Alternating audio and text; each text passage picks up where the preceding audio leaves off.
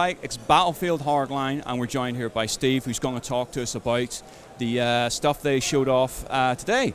Steve, thanks very much indeed for joining us. How's your Gamescom thus far? It's been great. Getting a chance to show our game to all the people that are here from Europe is pretty awesome.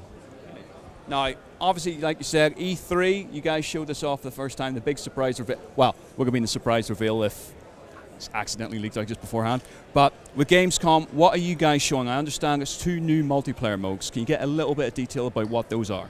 Sure. So for Gamescom, we actually brought 2 all-new multiplayer game modes to the show. One is called Hotwire, which is focused on vehicles, and the idea is the teams are racing to take control of special vehicles across the map, and the longer they control those vehicles, the more points they accrue. So if you can control those vehicles as you race around the map, you can win the match. And it creates some really cool opportunities, not only for combat, but also just some cool driving interactions, whether you're jumping over obstacles or crashing into each other. It's a lot of fun, and it really ties into that whole cops and criminals fantasy. With Rescue, we brought what we're calling one of our esports modes, which is a 5-on-5 competitive match where the cops are trying to free hostages that have been taken by the criminals. And the map we're showing is called Grow House. So this is happening in a subterranean pot growing facility.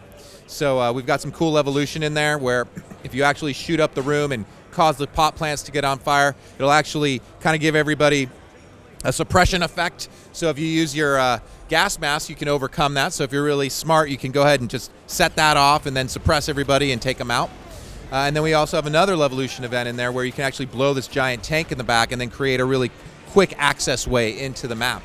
What's unique about our rescue mode is that it's 5-on-5 and it's 1 death per person per team.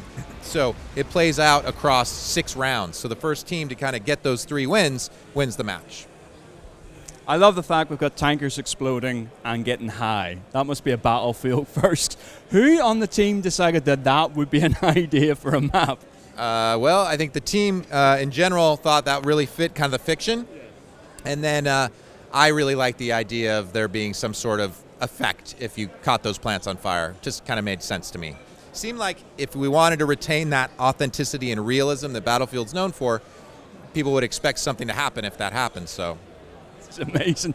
With the vehicle combat, can you sort of just touch upon how that works? So I've got the general idea now, but the idea is there'll be a set number of vehicles on the map to begin, and then there's a rush to get them, and then the other team tries to disable those vehicles. I mean, is that how it pans out?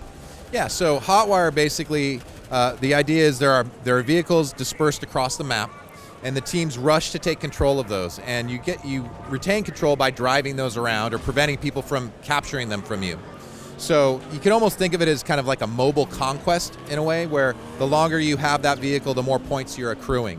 And what winds up happening a lot is the other team, because there's other vehicles you can drive, not just those vehicles. So they get other vehicles and run into you, or they try to disable the vehicles, and it kind of creates a lot of cool activities like jumps and car crashes, and it's just a real high-speed type of mode that we've seen a lot of different approaches to the strategy, and it seems to be a lot of fun for people.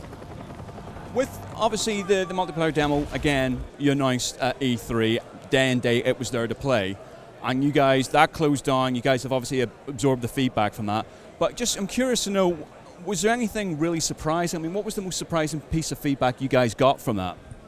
Well, I think, kind of announcing the game and the same day dropping a beta was something that I don't think anybody had ever done before. So we were really interested to see what the reaction would be. And with so many millions of people being passionate about Battlefield, let me tell you, we got a lot of feedback. And what was interesting is, a lot of feedback means a lot of different opinions, means one person may say they like something, one person may say they don't like something. So what we really did was kind of look for commonalities, things that, large numbers of people were saying. And, one of the things that we saw was people understood the need for things like RPGs and some of the explosives, but they also felt maybe some of those weren't fictionally appropriate. So we've kind of gone back through, rebalanced some things, taken some things away, changed the way certain things work. For instance, like our RPGs, you need that to have that balance, that rock, paper, scissors balance. You need something to be able to counter the helicopters. So rather than letting people equip the RPG out of the box, now we've created a spot on your vehicle loadout, and we kind of on the team call it junk in the trunk. And you can assign a weapon or an item to be in the trunk of the vehicles that you take over. So imagine you have a cop cruiser, you can get out of your cop cruiser if you actually get control of it and then grab that RPG out of the back. We've also taken to using things like RPGs as battle pickups, which has created almost secondary objectives for people. So if you want to have success in a map, not only do you have to get through those objectives, but you might have to get these battle pickups to disable the other team from getting them.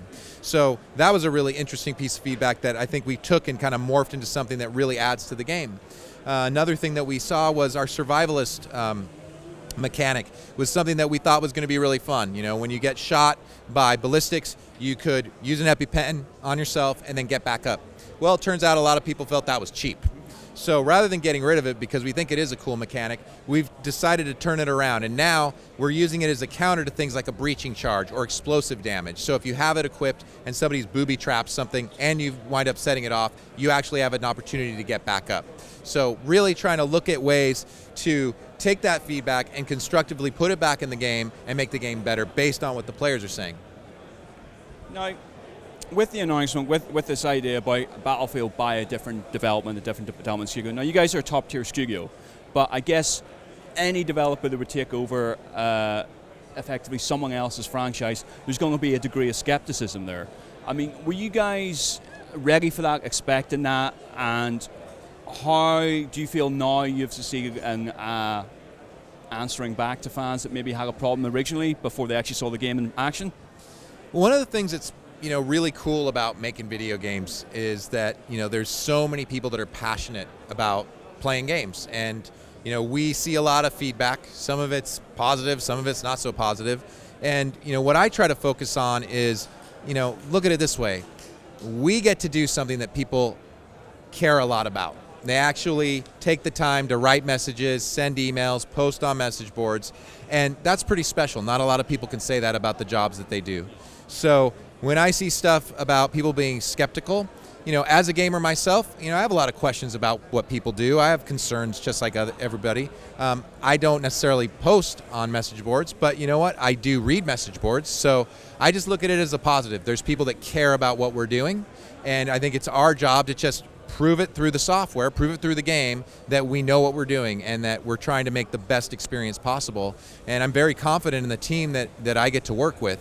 They're very skilled developers and they work extremely hard. And I think as long as we keep our eyes focused on making a quality experience for our players, we're going to be okay and we're going to make a great game for people.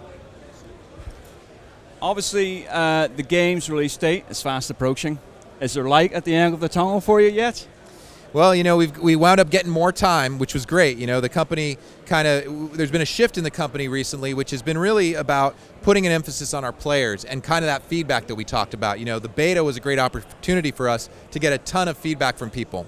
Well, the feedback only matters if you can do something with it. So as we sat down and started looking at it and considering some of the things we were reading, we realized, hey, in order to really do stuff with all this, we could use some more time. And so the company said, we are about putting our players first. We're all about making, great experiences for people, stable, great experiences for people. So we got extra time to do that. And, I'm excited that we're, the company's so behind what we're doing and giving us an opportunity to make our game better. And, ultimately, I think the whole team is. I shall not leave you any longer. Go get yourself a drink, but thank you very much indeed for talking to us. Thanks a lot. You have the right to remain silent.